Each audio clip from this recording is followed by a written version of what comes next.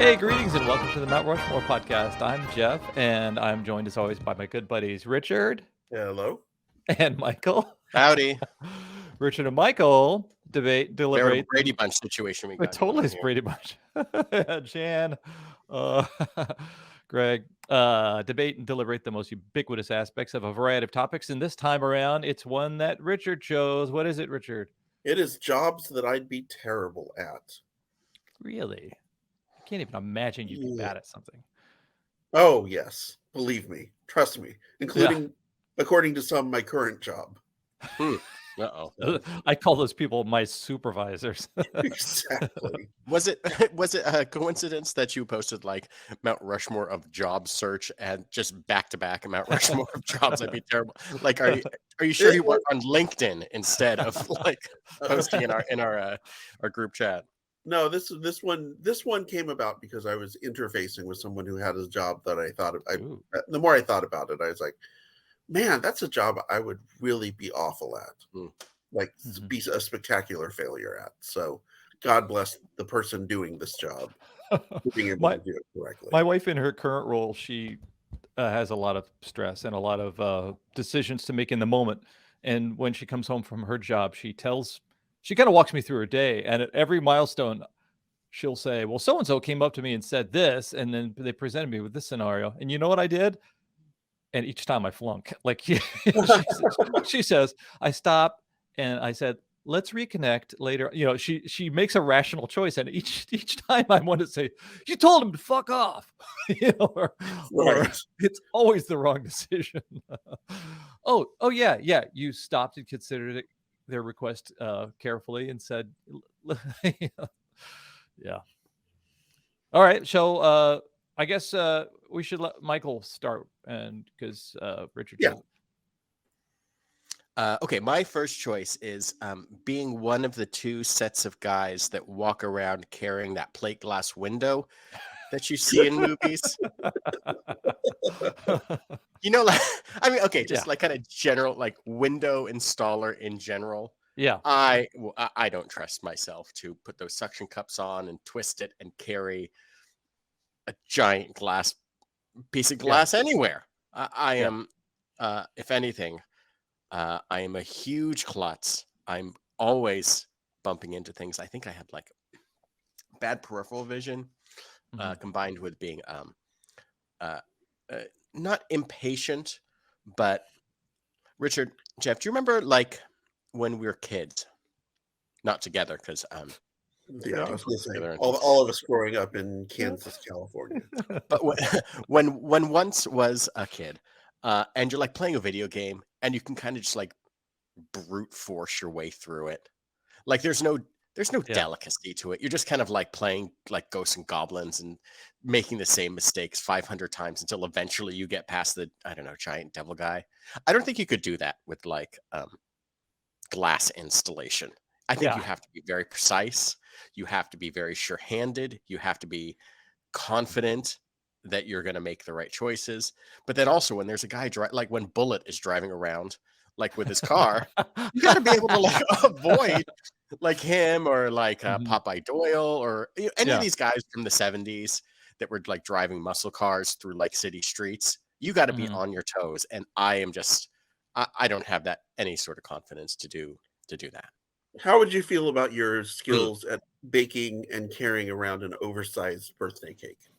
Also similar. Also, like stacking watermelons on the side of the road in like some sort of car with a wheel that might be broken. Not good at that one either.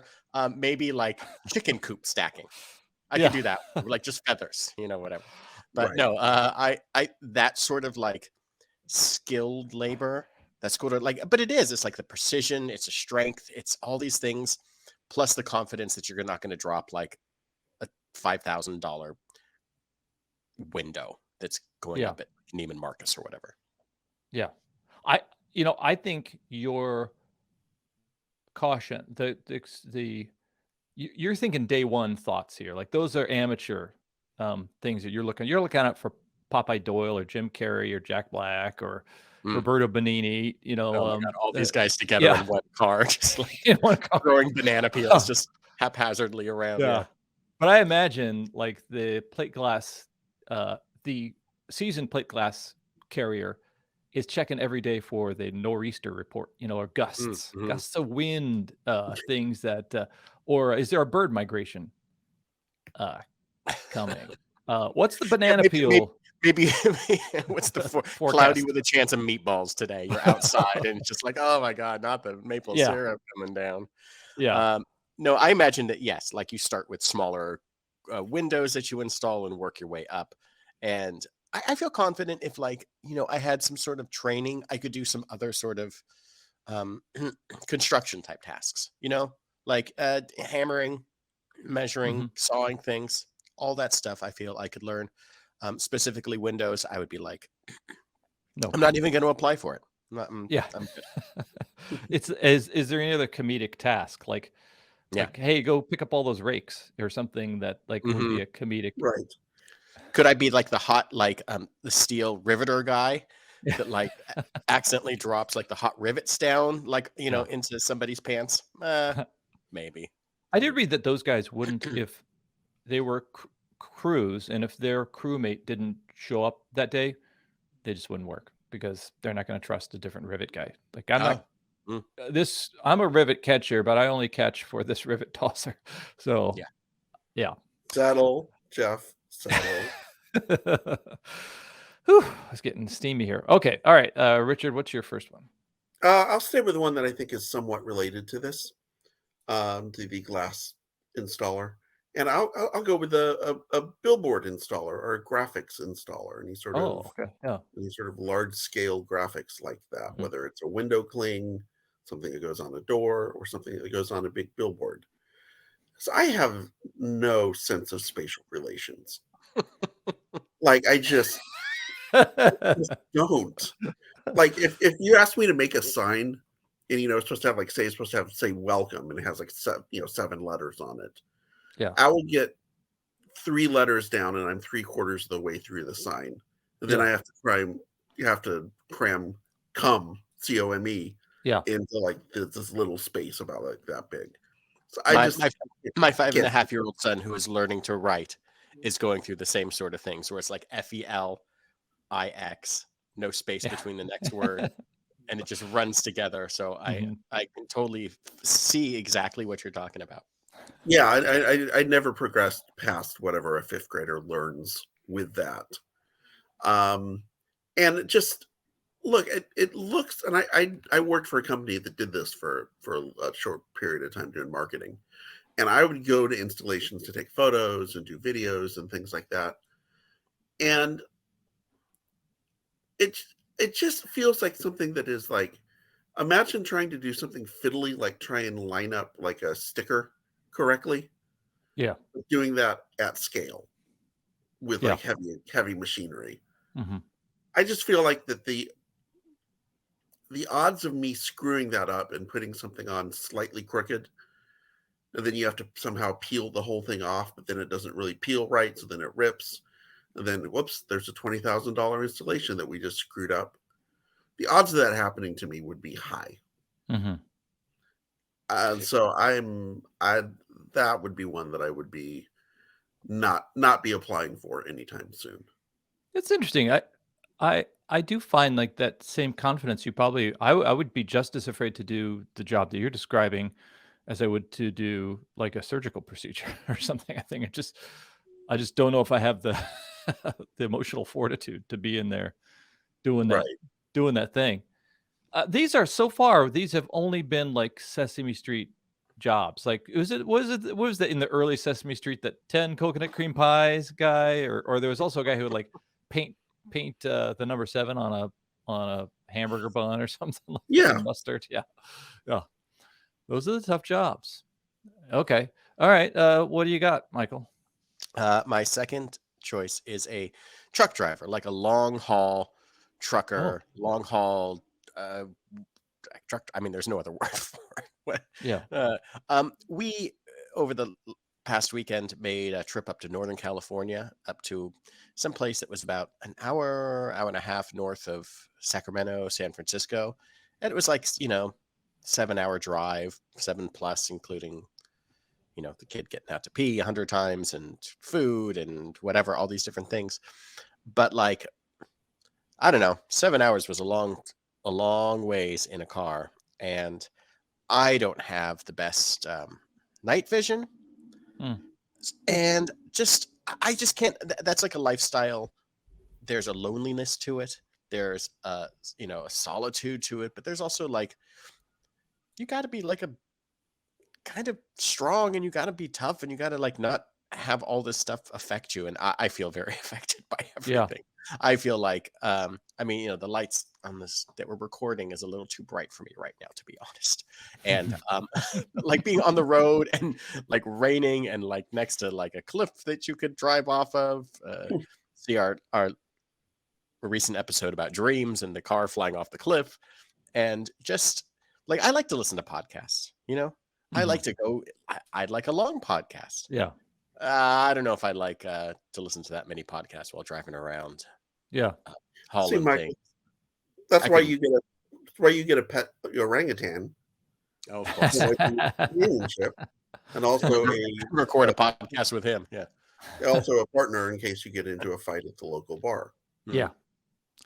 I think you might also wonder, is this the right convoy to be a part of? Is this a cool liberal convoy that I'm getting involved in? Or I'd have to learn Coors Light into Atlanta or wherever you're going.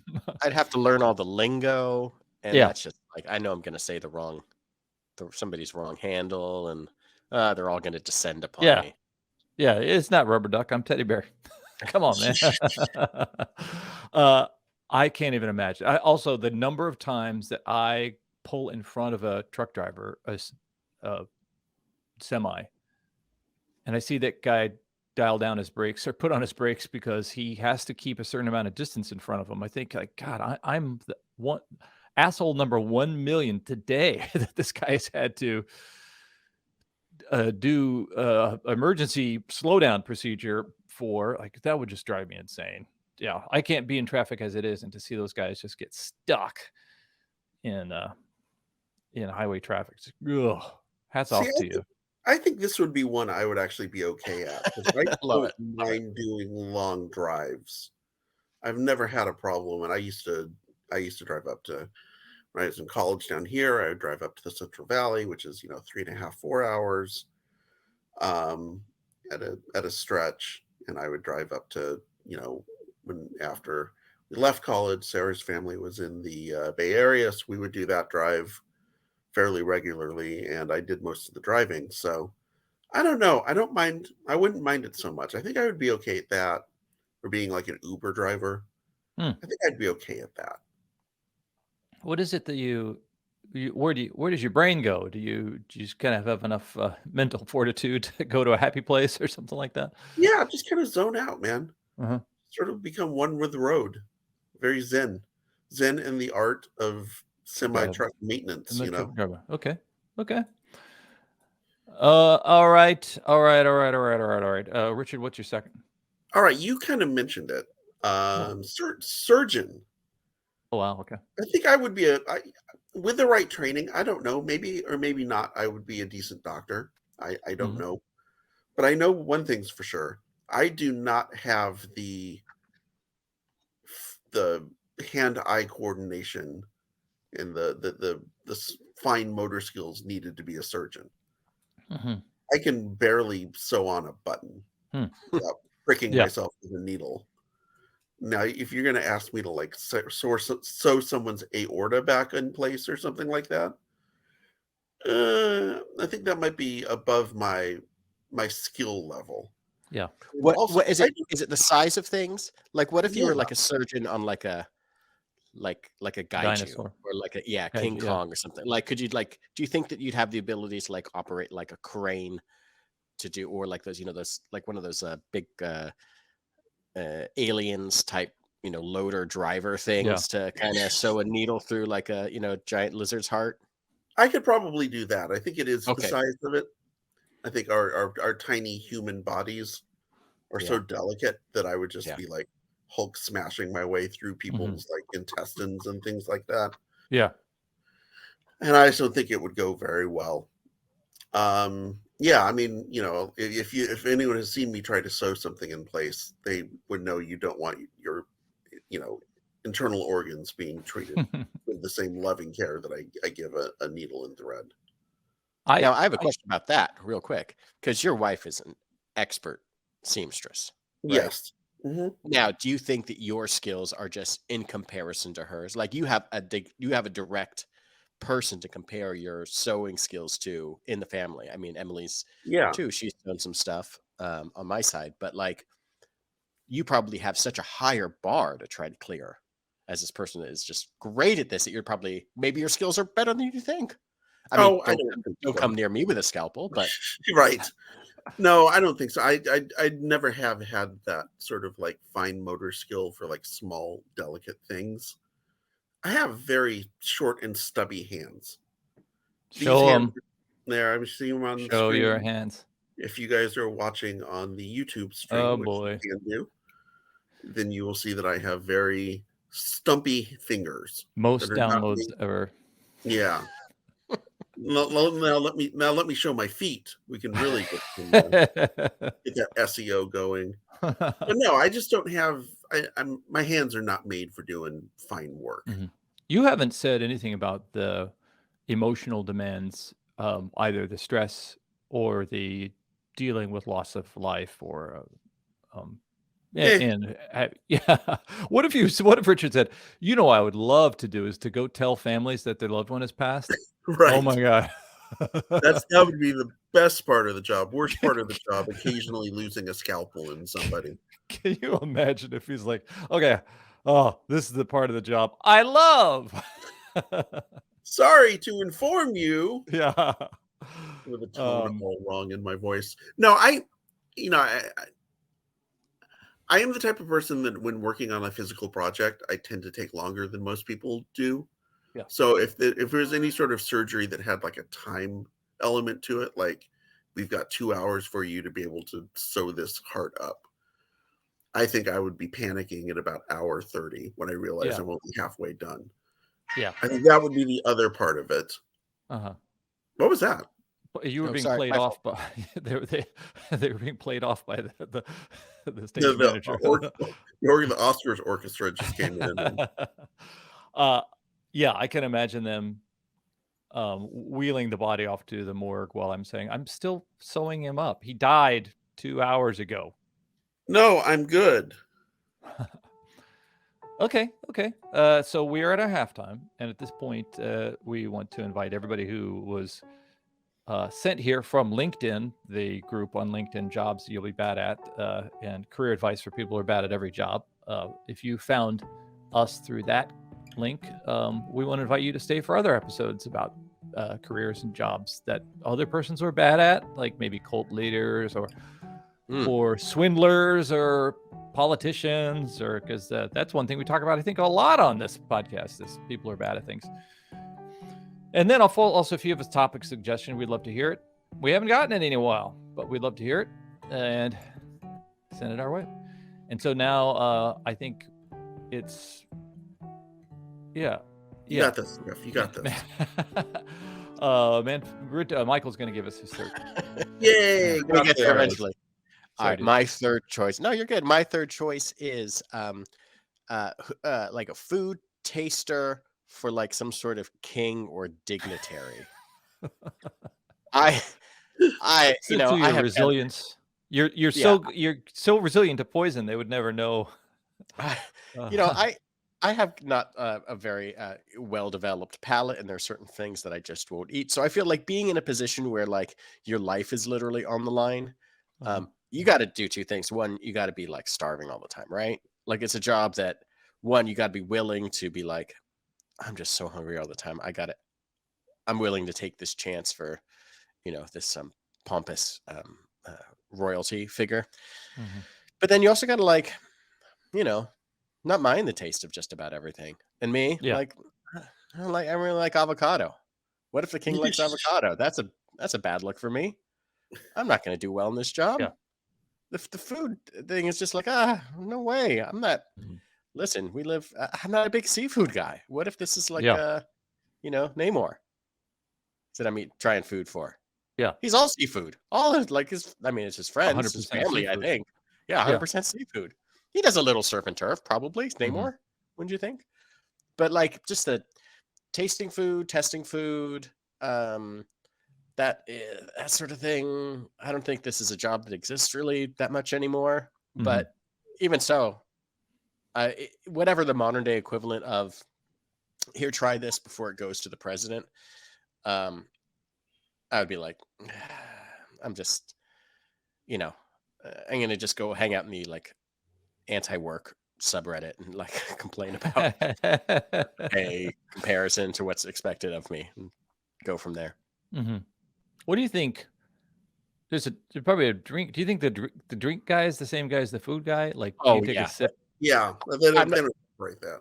yeah. I mean, listen, I'm having boba. I don't want the little tapioca balls. Like those little things like that. Like, it might be Mhm. delicious. There's a whole lifestyle like Mhm. revolved around that thing. But if like the Queen of Denmark that I was the taster for, all of a sudden it's like I'm really into boba now. I'd be like, Mhm.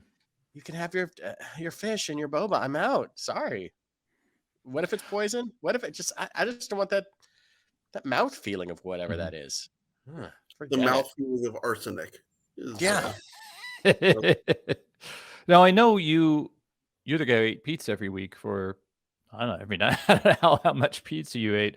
So it wasn't exactly about it wasn't like Mhm. what would be the would there be a oh, so I knew a guy who's a DJ. And he loved rock music, rock and pop, but he was a country DJ because he said he had heard don't DJ the music you like, you'll just hate it. So what if you had Mm, to taste the food you like? Would that be bad, or do you think because now it's work? that's interesting. Um, Maybe I not. mean, it's like a sliding scale. I mean, everything could be awful. You Yeah. could get to the Okay. point where pizza can be made awful. Yeah. That like, am I a pepperoni pizza taster? Okay, maybe, Yeah. sure. Still worried about that poison though. It's not just whether it tastes good or not. It's like Yeah. if I bite it, am I going to be curled up on the floor and like spazzing out? Yeah. Uh, This feels not. like a Key and Peele sketch. There's Mm. something in here that's a Key and Peele sketch. I'm not sure what it is. Or the guy who's like tasting it, but he's got to bite the burger. You got to bite, but you're like a real lippy person, like, and they're like, Oh, no, just teeth, just a that's nibble. the way to get around. I appreciate that guy in any sort of cartoon or movie. I Yeah. appreciate the person that is like we watched Hook recently. Uh-huh. Wonderful movie. That's Steven Spielberg. They should give him a Oh, shot. yeah. He's a real good He's gonna director. do Real fun good. Yeah. stuff. Magical, really. And there's a bit where like Captain Hook, the Dustin Hoffman character, is sitting there and for dinner, and what's his name's Smee. Yeah. Um, Hoskins. Is that yeah, Hoskins? Bob Hoskins Yeah. is Smee, and like every third step, he's taking a bite out of it, like a huge turkey leg or like a Mhm. glug of his like goblet, and like that's a guy that really works. He works hard, but he also enjoys himself. All right, man, Freddie. I would be a lousy farmer. Oh. Just I don't do mornings well. Mhm. And I feel like that there's a lot of waking up at 3 in the morning to start Yeah. harvesting the crops or feeding Yeah. your herd or Mhm. whatever it is, that going to the coffee shop to complain about other farmers about your subsidies or whatever you do at 3 Mhm. in the morning when you're a farmer. Um, and it just seems like hard work, man. That just seems like it's a lot of dusty, hard physical activity. Yeah. And even if you own the farm and you're supervising other people who are doing the real backbreaking stuff, you're still, riding around in your tractor all day, getting dust and God knows what else, carcinogens into your lungs for Mhm. 8-10 hours a day. You're, like I said, you're waking up at 3 in the morning, going to bed at 6 p.m. That's Yeah. not the lifestyle I want to live. And I knew a lot of where I grew up. I knew a lot of farmers and a lot of farmers' kids. And you'd have to get pulled out of school because it was harvest season and they would miss like a week or two Mhm. because there were whatever certain crop they were harvesting, the family needed them there. And it just seemed like not compatible with modern living. Yeah. Like as a society, we've moved past an agriculture-based economy. And God bless the fact that there are still, I was going to say individual farmers, but at this point it's 95% Monsanto, I suppose. Mhm. God bless Monsanto for being out there to Yeah. provide me with all the food that I eat, because I'm sure glad I don't have to grow it myself. Also, I'm lousy at growing things. I do not have a green thumb by any stretch of the imagination. So I can't imagine having vineyards or something like that would be anything that would work well for me. I would make raisins even if I was trying to make grapes. Let's put it that way. I feel like, yeah, because earlier on, I think you could do well with the big combines, because you're talking about like it would be easier for you to. We were determining it'd be easier for you to like, rather than do LASIK with a tiny little laser to work on Right. Godzilla's toe or something like that. I feel like that's you out in those combines, the big thing, the I tiller. But imagine I like Yeah. loose clothing though, so that's a problem. you With can the get some combine. pretty baggy overalls. Oh wow, yeah, that's true. Yeah, Yeah, you don't all you of the don't you all don't of the have scarves that you usually wear was just. yeah, that's just asking for trouble in a combine. Or, I imagine too, Richard, like if you were a grape farmer, and then it was like Richard's grape vineyard, and then it did get reduced to raisins, you'd have to change the sign, and then that you're back at your issue number what, 2? yeah, with No, the number sign. 1. Yeah, Yeah, the you're in billboards, yeah. double trouble right there.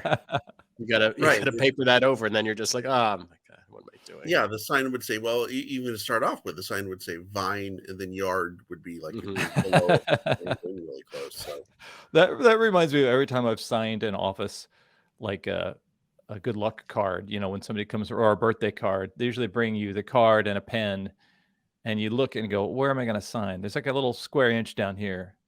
Okay, yeah, I'll sign something in there. And I never think about what I'm going to say first. So it starts off with like, hey Dave, you are my, and then like I run out of room already. Like I feel like such an asshole. Happy birthday, Dave. Jeff. Okay. All right, Winfield, what's the last one?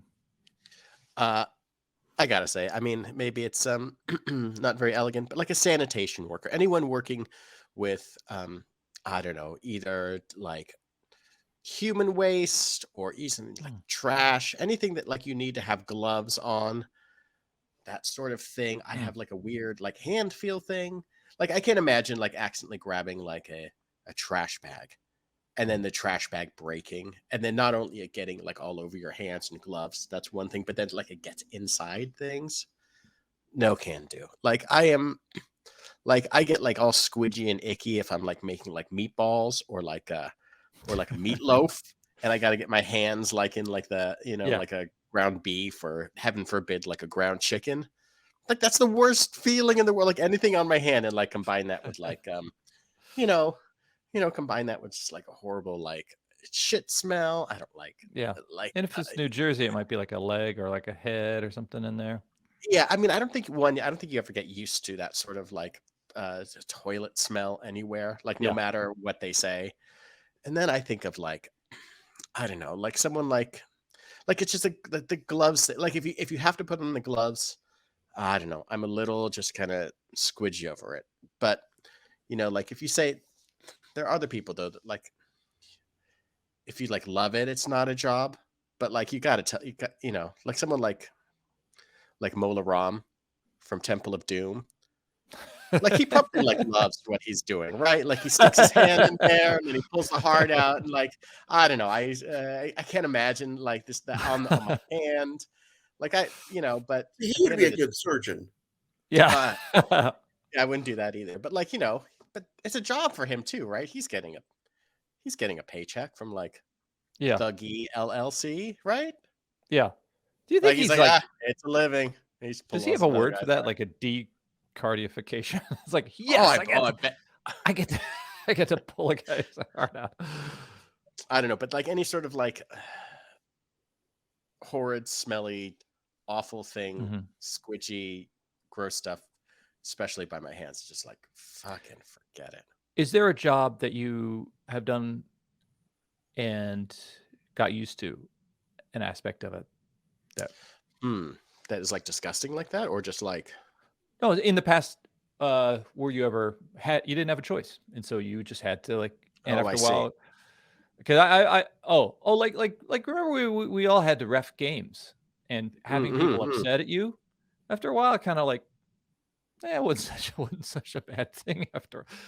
It was always tough because they were always your friends, but like, Hard to say. I think because they were your friends, it always became just exasperating. And it was like, why are you still getting mad at me? Like, yeah, don't how many use conversations? I'm not against you.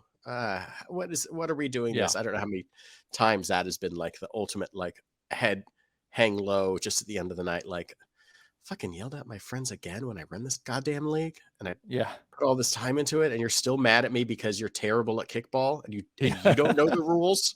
I said Oh, I'm sorry, Michael.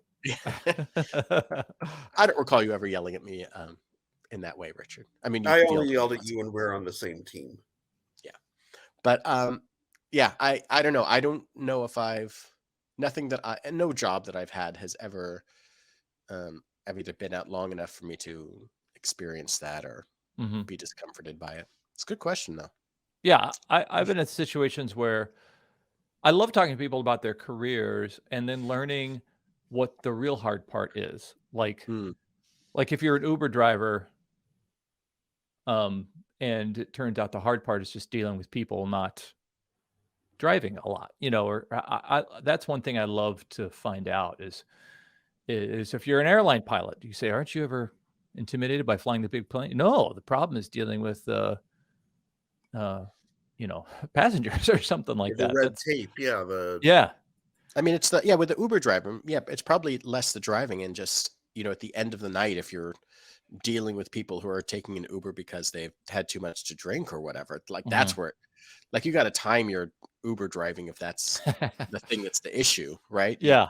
stay Mhm. to the early part of the night where you're dropping people off. Don't pick them up when it's 1 in the morning and they're just like Yeah. the more of a potential to skip out or I don't know, Yeah. puke all Yeah. over the place. Yeah. Okay. All right, man. Freddie, your last one. I realized, by the way, that because I'm in my bedroom because my wife is in the other office having a meeting and it bleeds in, and so I'm holding the mic and I feel like Phil Donahue right now. Like There's a little bit of that stuff happening. My last choice. This is the one that got me thinking about the topic in the first place. It is a drive-through window cashier. Oh, yeah. Like, you want to talk about needing to multitask. Anytime I go through the drive-through and I actually get to the first window where they're paying, the guy or gal has to be talking to the person who's making the order, entering in the order, also taking my money, giving me my change, interacting with me, usually at the same time. And that's just Yeah. for whatever minimum wage they're getting paid. That level of having to be able to, like I said, multitask and handle multiple conversations at the same time while doing multiple inputs on machines at the same time, that feels really difficult to me. Yeah. Now, I worked at a Baskin Robbins when I was in college, and partially, you would take orders, but that was different because there really wasn't, you just took orders at the front. And so a person would come up, put in, okay, double scoop of this and this, 547, here's your change. It was a one-on-one interaction. I never had to have multiple things happening at the same time. Mhm. And I'm not a great multitasker to begin with. And I just feel like that's the sort of job that would be easy to get very harried at very quickly. Mhm. I would be the guy everyone's yelling at because I'm backing up the line of cars because I can't do more than one thing at once. Yeah. Yeah, that sounds like a nightmare to me. I just can't because you're living in the past Like even for me, if I'm like today, I had to send invites. I had to schedule video interview, schedule filming in Central Time from East Coast time. And I'm used to doing that when I'm in my time and they're in their time, but I'm going to be in Central Time, but I'm scheduling it in East Coast time. It's called all you do is subtract an hour. And it's freaking me out every single time. So the idea that you would be talking, you would see guy in the present and be talking to person in the future and worried, did you give change to the person in the past? Like that would be a nightmare. Yeah, it just feels like in terms of what how you're compensated for it versus the amount of skill it actually takes to do it is such a gulf. And then you have to deal with just asshole customers, Yeah. You just have to deal with people yelling at you because, they don't know what's on the menu and they want to order something they're at Burger King and they want McNuggets or whatever it happens to be, Just seems like nightmare fuel. This has been a very pro worker acknowledging the challenges of some jobs that perhaps do not get recognized that often. I think also if we were on Sesame Street, none of us would be the people in the neighborhood. No, none of us would be the people that you meet each day. I would be the blue guy yelling at Grover because there's a fly in. What's his name, Mr.? I forget. So he said, I forget what his name is. Okay. All right, guys, this is fun. This has been fun. Going with Farmer because up with farmers. Going with plate glass transporter because that is very this is for my buddy Todd Ray, truck driver, because that's a tough job and he's a truck driver, or was for a while. And then also going with food taster because that's pretty left field, but for sure very interesting. So this has been the Mount Rushmore of jobs Richard and Michael would be bad at. I'm Jeff. I'm Richard. I'm Michael.